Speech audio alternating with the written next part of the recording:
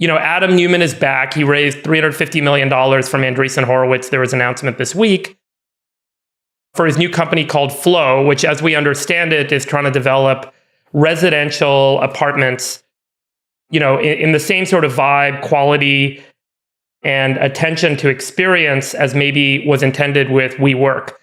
And Flow, seems to have originated with Adam doing a bunch of acquisitions of real estate with his own capital. And now he seems to have turned this into a real business and raised money from Andreessen. So there's all the commentary and joking about Andreessen putting this money in. Are they crazy?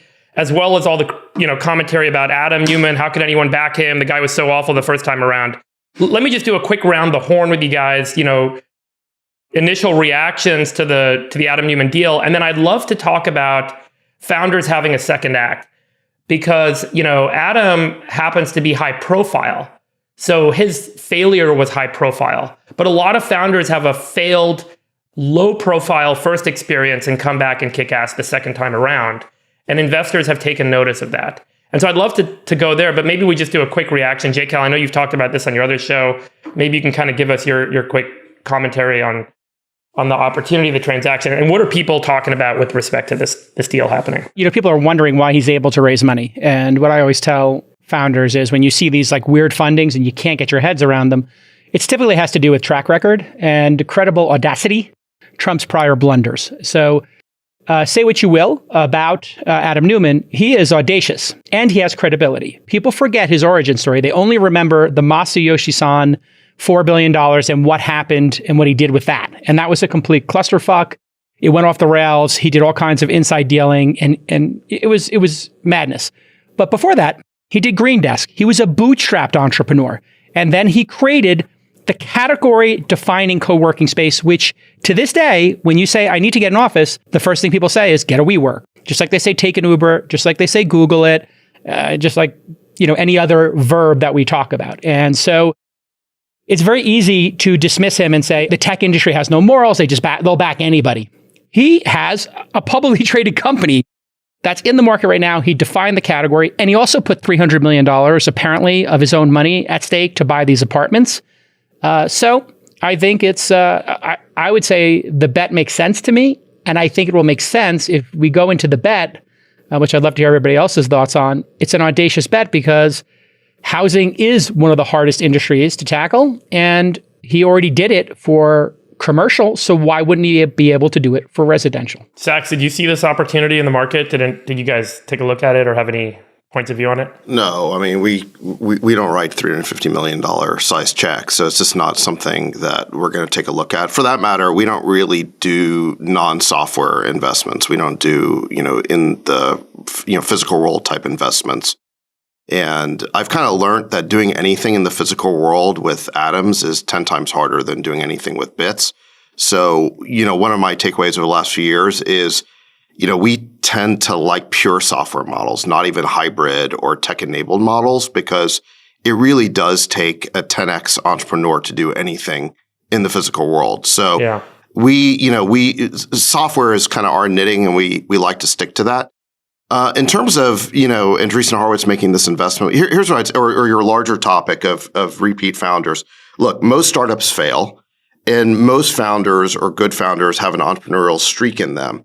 And so you combine those two things, and there's going to be a lot of repeat second-time founders, people who are fundamentally entrepreneurial and their first thing doesn't work out. I think that can be a positive thing to invest in because they've gotten some of their mistakes out of the way and they've learned from that experience. So I think the question we would just ask is, what were the learnings, and did they conduct their failed startup honorably? If they lied to investors or misled investors, then obviously we don't want any part of that. But I don't think most failures are like that.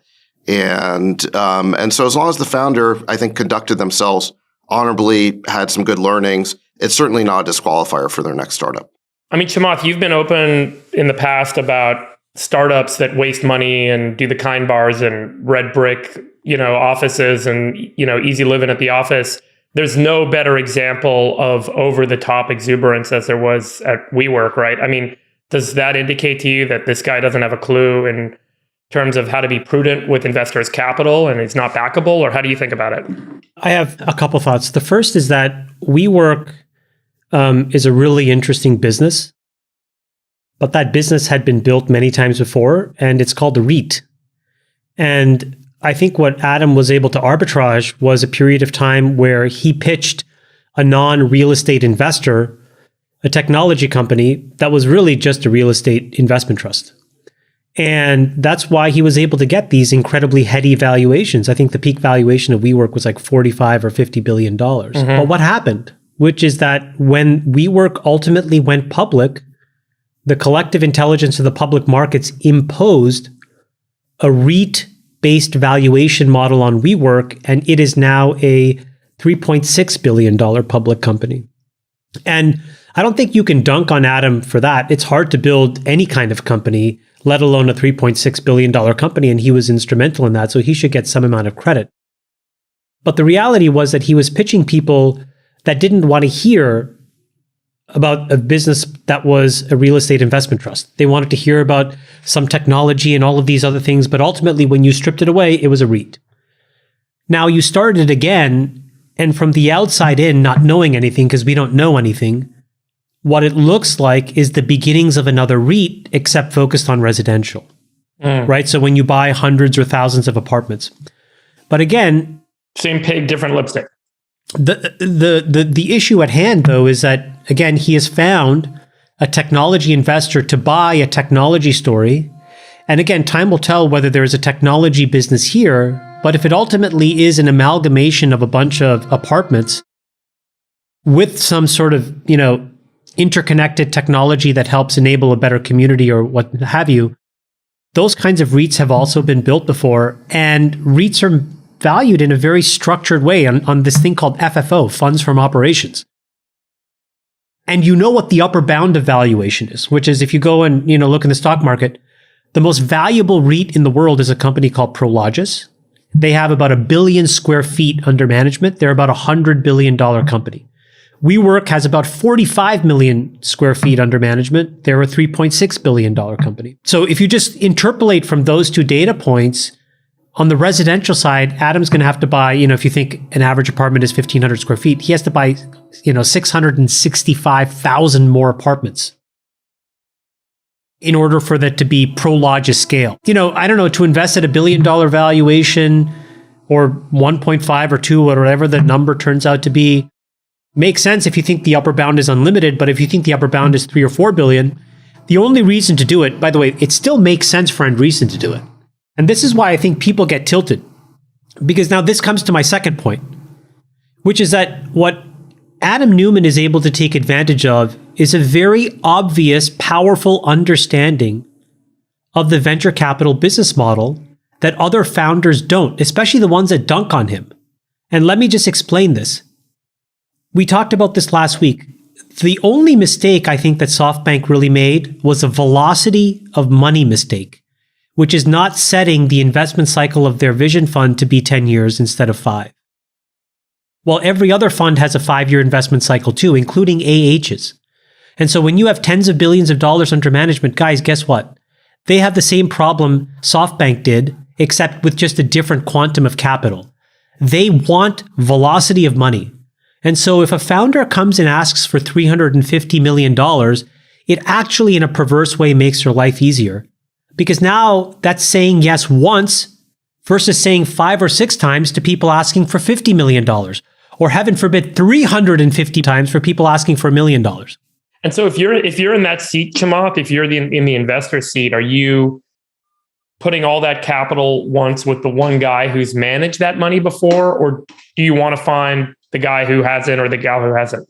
You have to understand the Andreessen business model, Andreessen Horowitz business model is to become Blackstone, but for technology. They have like 30 billion AUM now, right? Right, which is still, a drop in the bucket. Billion, something like that. Yeah. So if you look at Blackstone, right? $1 trillion. Blackstone is $100+ billion market cap company, right? Built on 3 pillars: credit, private equity, and real estate. You can make the argument that technology is as important as those 3 categories. And so, if I think it's pretty obvious that Andreessen is trying to build a publicly ownable security that represents all things in technology. So again, I don't think that they're necessarily out to generate massive returns for LPs. They want to become a credible, reliable institution to absorb hundreds of billions of dollars. And so ultimately the objective, you think, is to index to monetize technology. Their ultimate goal is for Andreessen and Horowitz to monetize the equity of Andreessen Horowitz. Of the management company. Yeah, that's the goal. And that's a by the way, that's a laudable goal. It's really hard to build a business. They've built an incredible business, and then they should get credit for that. Sachs, do you agree? Well, I mean, I think Chamath's right that their stated goal is to build like a larger institutional VC type investor. I mean, doesn't Andreessen have a portrait of JP Morgan hanging on his wall or something? I mean, they want to turn VC from being like a little craft business into something larger and more institutional. So yeah, I'm sure they jump at the chance to write a $350 million check if they believe in the company. But can I shift this conversation just for a second? So I've done a lot of commercial real estate investing. I think there are reasons to think that Flow, this new company, could actually be better than WeWork. And let me just explain. So with WeWork, if you talk to commercial office space owners, landlords about WeWork like 10 years ago, what they would have told you is, yeah, look, that model is great, but we want tenants who are high credit and sign long-term leases. Why? Because they're not worried about what happens in a bull market. They're worried about what happens in a recession, and they want to make sure they can cover their bank debt. So landlords have always cared not just about rents, but also about having high credit long-term leases. What WeWork basically did is arbitrage that. Of course, it was a much better deal for startups because if you're a startup, you don't have to go through a complicated process to sign a lease. You could just go month to month at a WeWork and you'd be willing to pay a premium for that. So WeWork's business worked great during an up market because they would rent space for say $50 a foot, lease it for $100, and they would capture the spread. The problem is the business was highly levered to a boom cycle.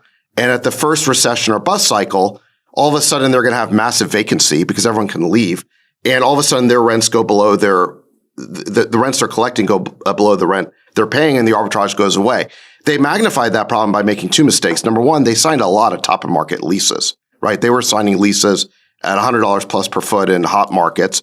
And the other thing is they didn't seem to have a lot of financial discipline. I guess that show kind of makes fun of these sort of bacchanalian parties they had and so forth like that. You can get away with a lack of spending discipline if you're a 90% gross margin business like a Google. But when you're a real estate business who's got real cogs, not having spending discipline is actually a problem. So for all those reasons, I think WeWork kind of contained the seeds of its own implosion inside of their model, and they needed to manage or mitigate those risks a lot better.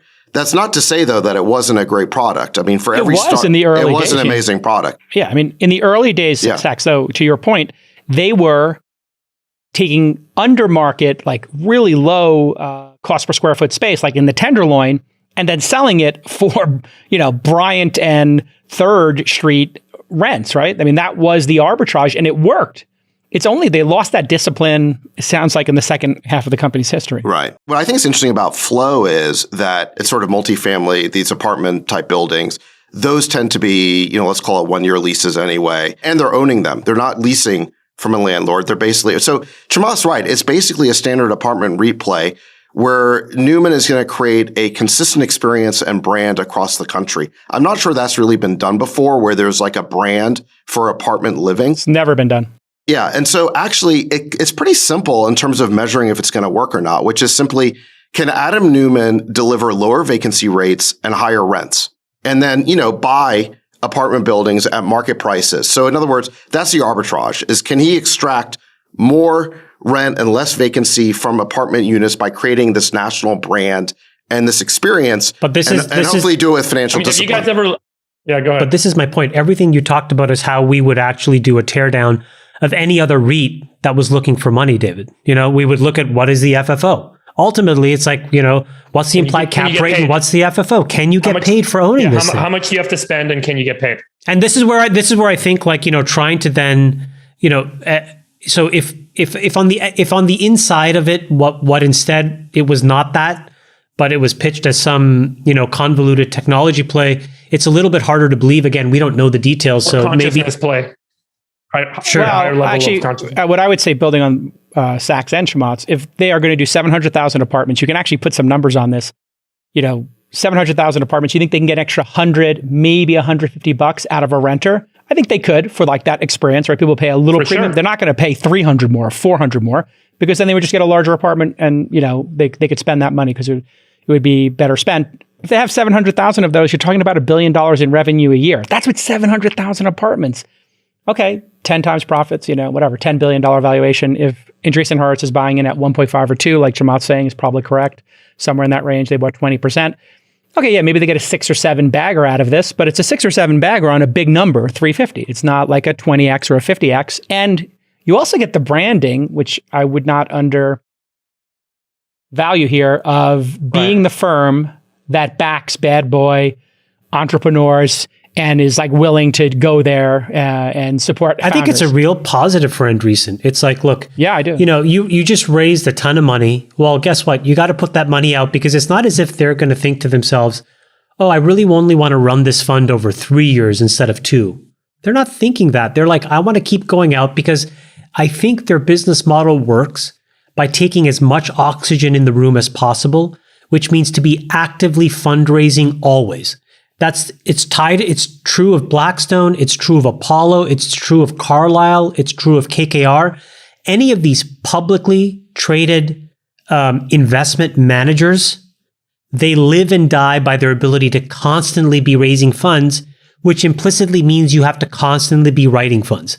The returns decay, but that's okay because now you're taking money from pension funds and other institutional limited partners who are fine because their hurdle is like 6 or 7%. So if you deliver 11%, you still look like a genius because you can absorb so much money. So Andreessen wins by showing that Adam Neumann goes and picks him. Andreessen wins because they have the ability to write a $350 million check. Andreessen wins because they have $350 million less that they have to actually put into the hands of other entrepreneurs. Now they can do it with just one check. So it's a multifaceted win for them. And it's a multifaceted win for Neumann. I think there's also brand value for the entrepreneurs that have had failed startups or issues with their first startup imploding and knowing that there's still a second bite at the apple. I remember a survey, and I just tried to pull it up, but I couldn't find it. So I may be wrong on this, but First Round Capital years ago surveyed or did an analysis of all the investments they had made. And I think one of the biggest predictors of success in a startup was that it was the founder's second startup. And so if you've had failings the first time around, you're more likely to have learned from those failings to improve your performance the second time around.